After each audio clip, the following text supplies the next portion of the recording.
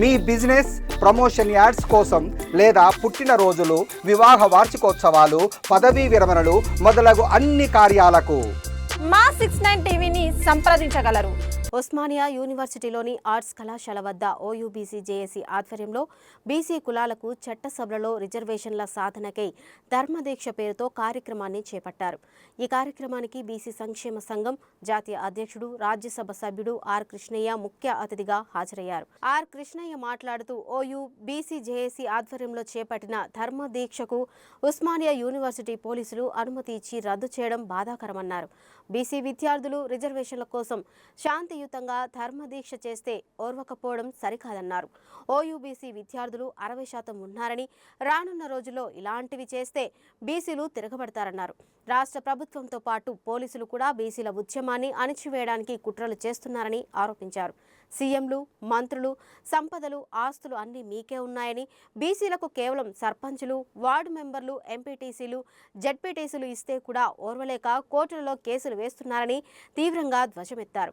ఉస్మానియా యూనివర్సిటీలో మొదలైన బీసీ ఉద్యమం రాష్ట్రమంతా విస్తరిస్తుందని హెచ్చరించారు.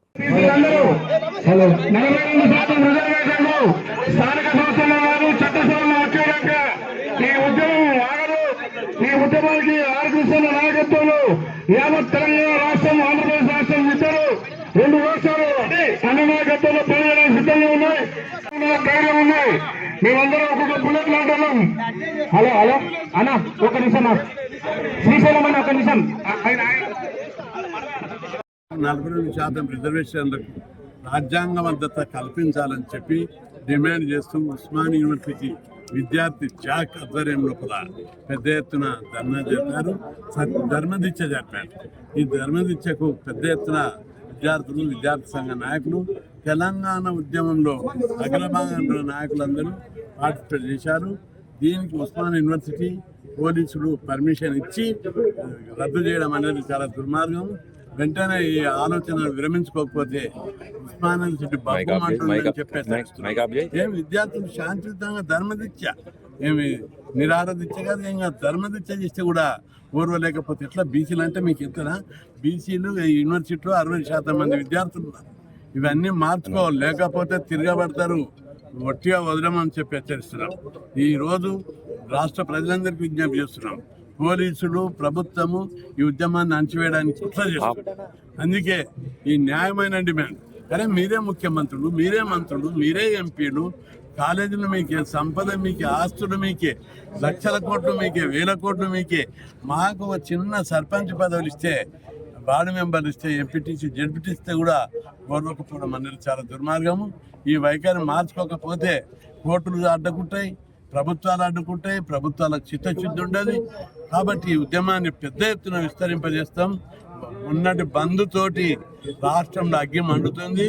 అన్ని రాజకీయ పార్టీలకు, ప్రభుత్వాలకు కంపరం మొదలైంది, గజగజలాడిపోతున్నాయి.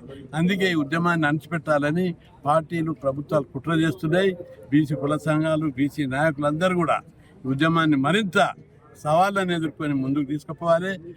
పల్లెలో, వాడలో అందరూ కూడా జాగులు ఏర్పాటు చేసి, సంఘాలు ఏర్పాటు చేసి ఉద్యమాన్ని నిరాహార దీక్షలు, సత్యాగ్రహ దీక్షలు, ధర్మదీక్షలు, ర్యాలీలు, ప్రదర్శనలు, ఇక రకరకాల ఉద్యమ కార్యక్రమాలు తెలంగాణ ఉద్యమం ఎట్లయితే చేసిర్రో ఈ ఉద్యమాన్ని అట్లా విస్తరింపజేయాలని అందరికీ నేను రాష్ట్ర ప్రజలకు విజ్ఞప్తి చేస్తున్నా.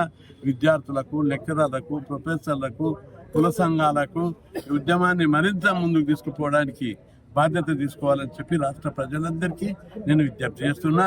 ఉస్మానియా యూనివర్సిటీలో ఏదైతే మండుతున్నదో ఇది రాష్ట్రం అంతా విస్తరిస్తుందని, పగ్గు మంటుందని, ఈ పోరాటం ప్రభుత్వాలు రాజ్యాంగబద్ధమైన హక్కులు బీసీలకు కల్పించే వరకు ముందుకు దూసుకుపోతుందని హెచ్చరిస్తారు. ఇది తెలంగాణ మరో తెలంగాణ ఉద్యమంగా మారుతుందా, లేక మరో తెలంగాణ ఉద్యమంగా మారుతుందా, లేకపోతే విద్యార్థి గర్జనగా మారుతుందా? తెలంగాణ ఉద్యమం కంటే ఎక్కువ ఉద్యమం ఇప్పటికే వెళ్ళిపోయింది.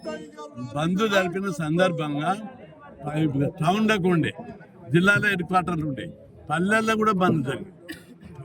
స్వచ్ఛందంగా ప్రతి ఒక్కరు బంద్లో పాల్గొన్నారు. రెండవది ఇక్కడ ఒకటి గమనించాలి, ప్రజల లోపల రగులుకుంటుంది గ్రామాల లోపల. అరే మీరు ముఖ్యమంత్రులు మీరే, మంత్రులు మీరే, ఆస్తులు మీకే, సంపద మీకే. ఈరోజు మాకు సర్పంచులు అయితే కూడా మీరు ఓర్వరా, కోట్లలో కేసేస్తారా? మాకిస్తే మీకెందుకు అడ్డం? అగ్రకులాలు ఎందుకు కేసులు వేసి ఎందుకు ఆపుతున్నారని చెప్పి ప్రజలందరూ మండుతున్నారు. ఈ ఉద్యమాన్ని ఈజీగా కాదు, ఈజీగా తీసుకోవద్దు. పార్టీలు ప్రభుత్వాలు చిత్తశుద్ధితోటి ఈ రాజ్యాంగబద్ధమైన రిజర్వేషన్లు ఇవ్వడానికి ముందుకు రావాలని విజ్ఞప్తి చేస్తారు.